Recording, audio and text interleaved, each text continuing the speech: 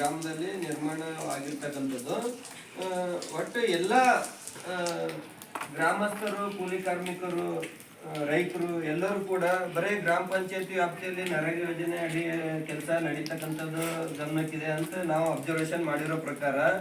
But ಸುಮಾರು ಬೇರೆ ಬೇರೆ ಇಲಾಖೆಯಲ್ಲಿ ಕೂಡ ಉದ್ಯೋಗ ಖಾತ್ರಿ ಕೆಲಸ ಇರ್ತದೆ. ಬೇರೆ ಬೇರೆ ಇಲಾಖೆ ಅಂದ್ರೆ ತೋಟಗಾರಿಕೆಯಲ್ಲಿ ಕೂಡ ನೀವು ಉದ್ಯೋಗ ಖಾತ್ರಿ ಕೆಲಸ ಮಾಡ್ಕೋಬಹುದು. ನೀವು ನೀರಾವರಿ ಇತ್ತು ಅಂದ್ರೆ ನಿಮ್ದು ಹೊಲ ಬಾವಿ ಬೋರ ಏನ್ರ ನೀರಾವರಿ ಇತ್ತಂದ್ರೆ ನೀವು ರೇಷ್ಮೆ ಬೇಸಾಯ ಮಾಡ್ಬೋದು, ನಿಂಬೆ ಬೇಸಾಯ ಮಾಡ್ಬೋದು, ಮಾವು ಬೇಸಾಯ ಮಾಡ್ಬೋದು. ಈ ತರ ತೋಟಗಾರಿಕೆ ಇಲಾಖೆಯಲ್ಲಿ ಕೂಡ ಈ ನರೇಗಾ ಯೋಜನೆ ಅಡಿಯಲ್ಲಿ ನೀವು ಸವಲತ್ತು ಪಡ್ಕೊಳ್ಬಹುದು. ನೀವು ಗಿಡ ಅವರೇ ಅಗಿ ತಂದು ಕೊಡ್ತಾರೆ. ನಿಮ್ಮ ಹೊಲದಲ್ಲಿ ನೀವೇ ಕೂಡ ತೆಗ್ದು ತೋಡಿ ನೀವು ಗಿಡ ಹಚ್ಕೋಕ್ ಮಾಡಿದ್ರೆ ಎಣ್ಣೆ ಮಗ ಹಾಕಿ ನಿಮ್ಗೆ ಪಗಾರ ಕೊಡ್ತದೆ. ನಿಮ್ದು ಹೊಲ ನೀರಾವರಿ ಇದ್ರೆ ಮಾತ್ರ ತೋಟಗಾರಿಕೆ ಇಲಾಖೆಯಲ್ಲಿ ಕೆಲಸ ಮಾಡ್ಕೋಬಹುದು. ಅದರಂಗೆ ರೇಷ್ಮೆ ಇಲಾಖೆಯಲ್ಲಿ ಕೂಡ ಕೆಲಸ ಮಾಡ್ಕೋಬಹುದು. ಮತ್ತು ಅರಣ್ಯ ಇಲಾಖೆಯಲ್ಲಿ ಕೂಡ ನಿಮ್ದು ಫಾರೆಸ್ಟ್ ಜಮೀನ್ ಇತ್ತು ಅಂತಂದ್ರೆ ಅಲ್ಲಿ ಗಿಡಗಳ ಹಚ್ಚಲಿಕ್ಕೂ ಕೂಡ ಅರಣ್ಯ ಇಲಾಖೆಯಲ್ಲಿ ಕೂಡ ಅನುಕೂಲ ಅದ. ಗಿಡಗಳ ಹಚ್ಚಲಿಕ್ಕೆ ಮಾಡ್ಲಿಕ್ಕೆ ಉದ್ಯೋಗ ಖಾತ್ರಿಯನ್ನು ಕೂಡ ತೆಗೆದು ಹೊಡೆದಿದ್ದು ಪಗಾರ ಕೊಡ್ತಾರೆ ಮತ್ತು ಅವರು ಗಿಡಗಳನ್ನು ಕೊಡ್ತಾರೆ. ಆ ರೀತಿ ಸುಮಾರು ಅನುಷ್ಠಾನ ಇಲಾಖೆ ಕಡೆಯಿಂದ ನರೇಗಾ ಯೋಜನೆ ಅಡಿಯಲ್ಲಿ ಕೆಲಸ ಸಿಗ್ತಕ್ಕಂಥ ವ್ಯವಸ್ಥೆ ಇರ್ತದೆ. ತಾವು ಆ ಇಲಾಖೆಗೆ ಭೇಟಿ ನೀಡಿ ನಾವು ಕೂಡ ನಿಮ್ ಗ್ರಾಮ ಪಂಚಾಯತಿ ವ್ಯಾಪ್ತಿಯಲ್ಲಿ ಪ್ರತಿಯೊಂದು ಇಲಾಖೆ ಕಡೆಯಿಂದ ಕೆಲಸ ಮಾಡಿಕೊಂಡು ಉಪಯೋಗ ತಗೋಬೇಕಂತ ಹೇಳಿ ನಾನು ಹೇಳ್ತೀನಿ. ಅದ್ರಂಗೆ ಈ ಉದ್ಯೋಗ ಖಾತ್ರಿ ಯೋಜನೆಗೆ ಅಡಿಗೆ ಸಂಬಂಧಪಟ್ಟಂಗೆ ಕೂಲಿ ಕಾರ್ಮಿಕರಿಗೆ ಏನೇನು ಸವಲತ್ತುಗಳು ಇರಬೇಕು ಆ ಕಾಮಗಾರಿ ಸ್ಥಳದಲ್ಲಿ ಅಂತೇಳಿ ಹೇಳ್ಬೇಕಂತಂದ್ರೆ, ಬಿಸಿಲು ಜಾಸ್ತಿ ಇರ್ತಕ್ಕಂಥ ವ್ಯವಸ್ಥೆ ಇತ್ತು ಅಂತಂದ್ರೆ ನೆರಳಿನ ವ್ಯವಸ್ಥೆ ಮಾಡ್ಬೇಕಂತದ ಕೂಲಿ ಕಾರ್ಮಿಕರಿಗೆ ಕೆಲಸ ಮಾಡ್ತಕ್ಕಂಥ ಸ್ಥಳದಲ್ಲಿ.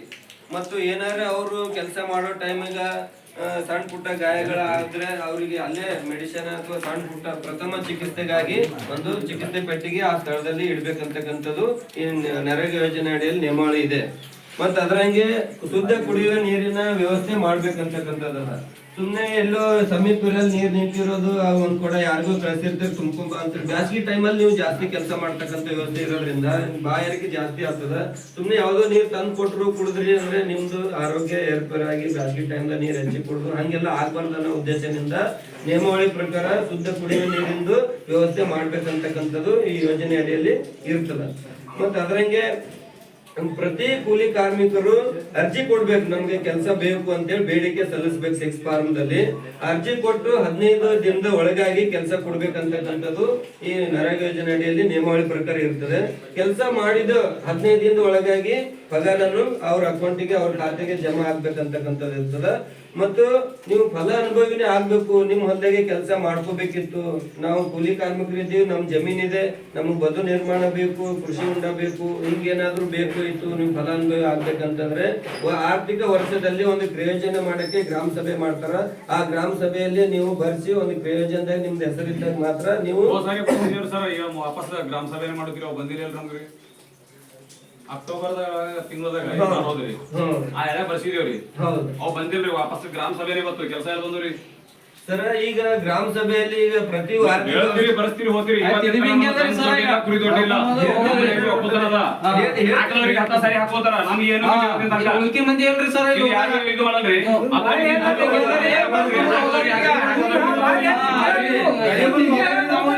ಕೇಳಿದ್ ಕರೆಕ್ಟ್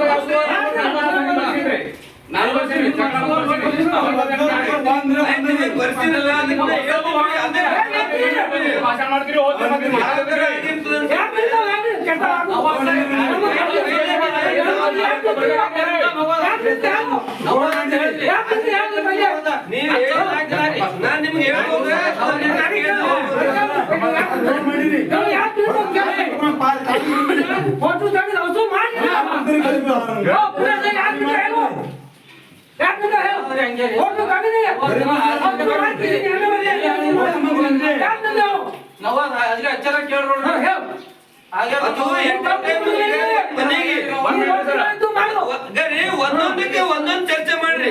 ಎಲ್ಲಷ್ಟು ಒಮ್ಮೆ ಅಂದ್ರೆ ಒಂದಕ್ಕೆ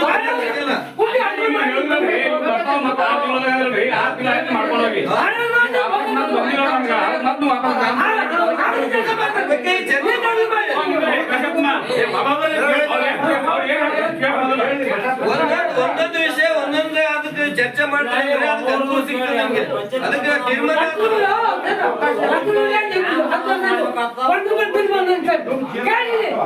ಓ ಈಗ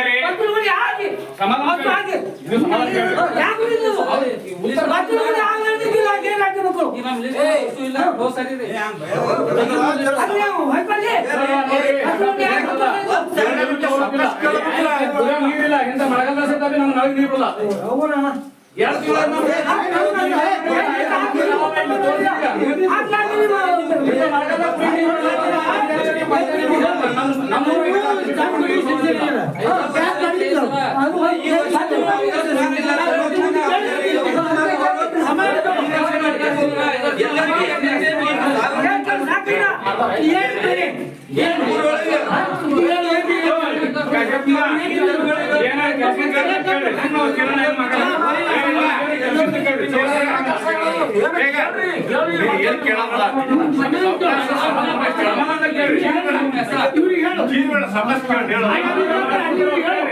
ಒಂದೊಂದು ಕೇಳ್ರಿ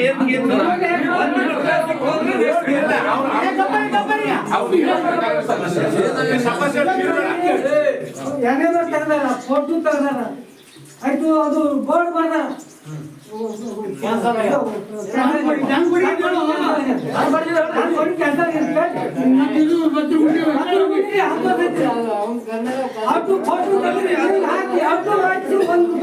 ದಲ್ಗುಡ್ಗೆ ಯಾರ ಹೆಸರಲ್ಲಿ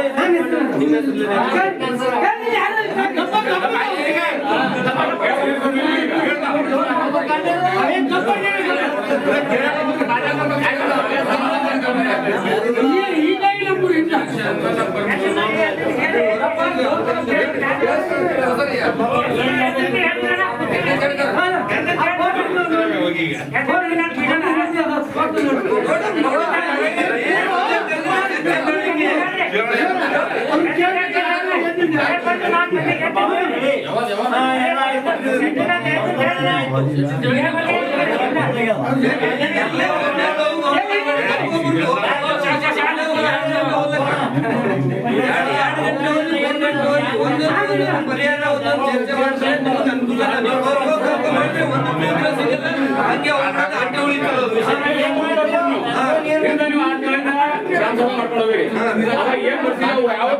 ನಮ್ಮ ಲಿಸ್ಟ್ ಹೇಳ್ರಿ.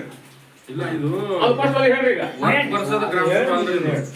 ಬರೀ ಗ್ರಾಮ ಸಭಾ ಮಾಡ್ಕೋತೀರಿ ಹೋಗ್ತೀರಿ. ಎಂದಿಗೆ ಅಕ್ಟೋಬರ್ ನೀವು ಗ್ರಾಮ ಸಭಾ ಮಾಡ್ಕೊಂಡು ಹೋಗಿಲ್ರಿ? ಅದು ಯಾವ್ಯಾವ ಬಂದವ ಈಗ ನಮ್ಮಲ್ಲಿ ಹೇಳ್ರಿ. ಈಗ ಯಾರ ಮಾಡ್ಕೊಂಡ್ರೆ ಅದು ಹೇಳ್ರಿ. ಅದನ್ನ ಲಿಸ್ಟ್ ನೋಡಿ ಮತ್ತೆ ಅವ್ರಿಗೆ ಯಾಕೆ ಬಂದು ಮತ್ತೆ ಉಳಿದವ್ರಿಗೆ ಯಾಕೆ ಬಂದಿಲ್ಲ ಅದನ್ನ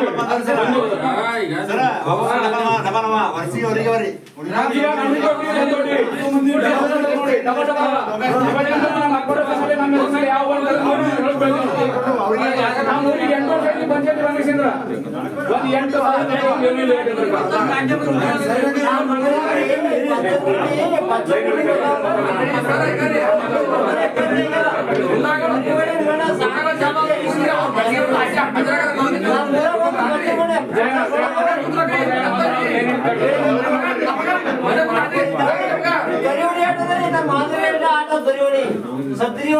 ಒಂದು 8 ನಾಲಿ ಯಾವ ಸಿದ್ದವ ಸದ್ಯಕ್ಕೆ ಮತ್ತೆ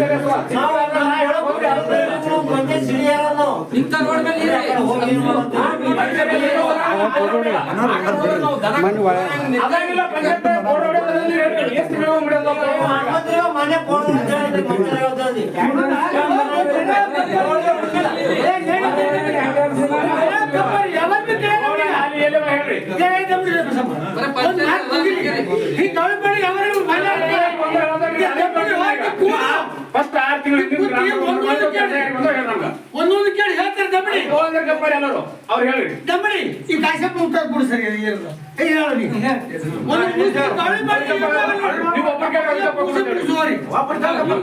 ಸರಿ ಉತ್ತರ ಕೊಡಿ ಈಗ ಅವ್ರದ್ದು ಬಂದೊಟ್ಟಿದ್ದು ಪೂರ ಎಲ್ಲ ಪ್ರೊಸೆಸ್ ಮುಗಿತ್ರಿ NMR ತೆಗಿಲಕ್ಕ ಜಿಯೋ ಟ್ಯಾಗ್ ಎಲ್ಲ ಆಗಿತ್ತು ಜಿಯೋ ಟ್ಯಾಗ್ ಅಪ್ರಿಲ್ ಹೋಗಿತ್ತು ಅಪ್ರಿಲ್ ಹೋಗೋ ಟೈಮಿಗೆ ಕೋಡ್ ಆಫ್ ಕಂಡಕ್ಟ್ ಜಾರಿ ಆಯ್ತು ಕೋಡ್ ಆಫ್ ಕಂಡಕ್ಟ್ ಜಾರಿ ಆದ್ಮೇಲೆ ಅದು NMR ತೆಗಿಯೋದಾಗಲಿಲ್ಲ ಮತ್ತು ಅವರು ಪರ್ಮಿಷನ್ ಭೀ ಕೊಡಲಿಲ್ಲ.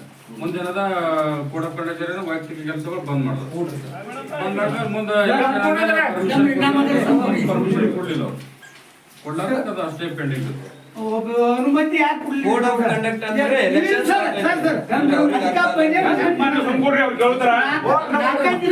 ನಾಲ್ಕೈದು ದಿನ ಬಿಫೋರ್ ಇವ್ರಿಗೆ ಬೋರ್ಡ್ ಬರ್ತಾರ ನಂಗೆ ಗುಣ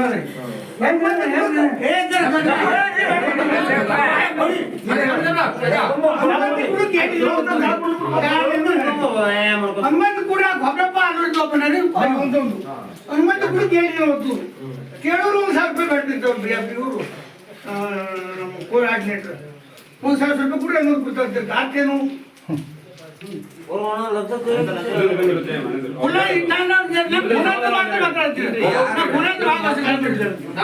ಕೋಆರ್ಡಿನೇಟರ್ ಯಾರು ಕೋಆರ್ಡಿನೇಟರ್ ಅಪ್ರೂವ್ ಕೊಡ್ತಾರಲ್ಲ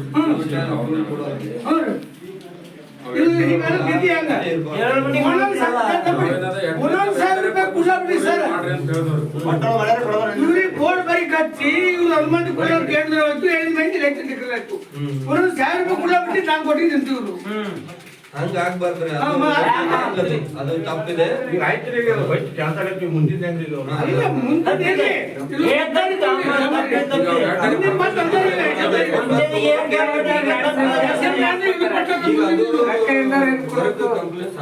ಅದು NMR ಬಂದಿತ್ತಂದ್ರೆ NMR ಬರ್ಲಿಲ್ಲ. ಹನುಮಂತ ಕೊಡ್ರಿ ಬರ್ಲಿಲ್ಲ ಮಾಡ್ಲಿಲ್ಲ ಆಗ್ಲಿಲ್ಲ ಮತ್ತೆ ಗ್ರಾಮ ಸಭೆ ಮತ್ತೊಂದು ಗ್ರಾಮ ಸಭೆ ಆಲ್ರೆಡಿ 24-25 ಅಪ್ರೂವಲ್ ಅದಾರೆ. ಮತ್ತೆ 25-26 ಹಾಕ್ಬೇಕಾಗ್ತದೆ. ಅವ್ರಿಗೆ ಯಾವ ತರ ಆದ್ರೆ ಅವ್ರಿಗೆ ನ್ಯಾಯ ಸಿಗ್ಬೇಕು ಅಂತಂದ್ರೆ ಪರ್ಮಿಷನ್ ಗ್ರಾಮ ಸಭೆದಾಗ ಸ್ವಲ್ಪ ಎಲ್ಲ ಇದು ಮಾಡ್ಯಾರ, ಎಲ್ಲ ಜನರು ಹೋಗ್ತಾರೆ, ಪರ್ಮಿಷನ್ ಕೊಟ್ರೆ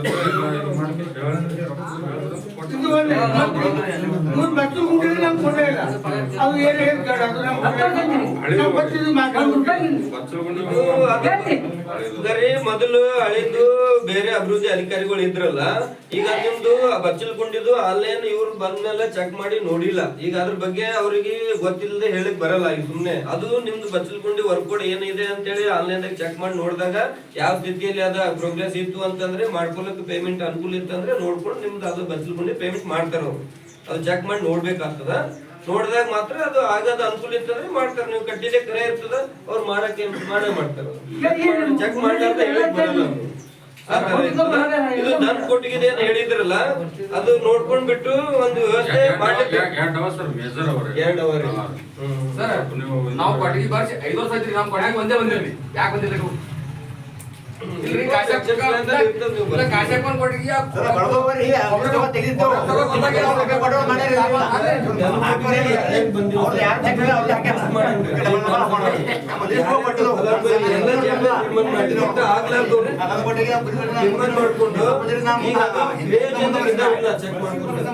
ನಾವೊಂದು ಮಾತು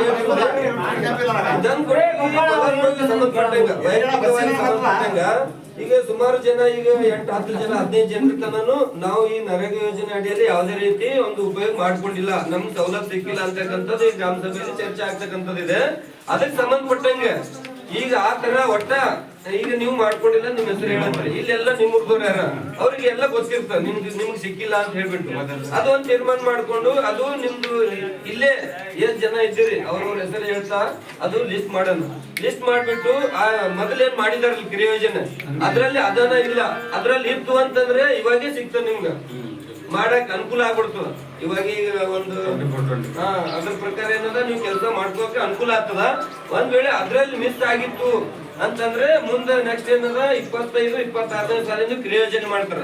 ಅದರಲ್ಲಿ ಫಸ್ಟ್ ಆದ್ಯತೆ ಈ ಗ್ರಾಮ ಸಭೆ ತೀರ್ಮಾನ ಪ್ರಕಾರ ಫಸ್ಟ್ ಆದ್ಯತೆ ಅವರಿಗೆ ಕೊಡ್ಬೇಕಂತಕ್ಕಂಥದ್ದನ್ನು ತೀರ್ಮಾನ ಮಾಡೋಣ.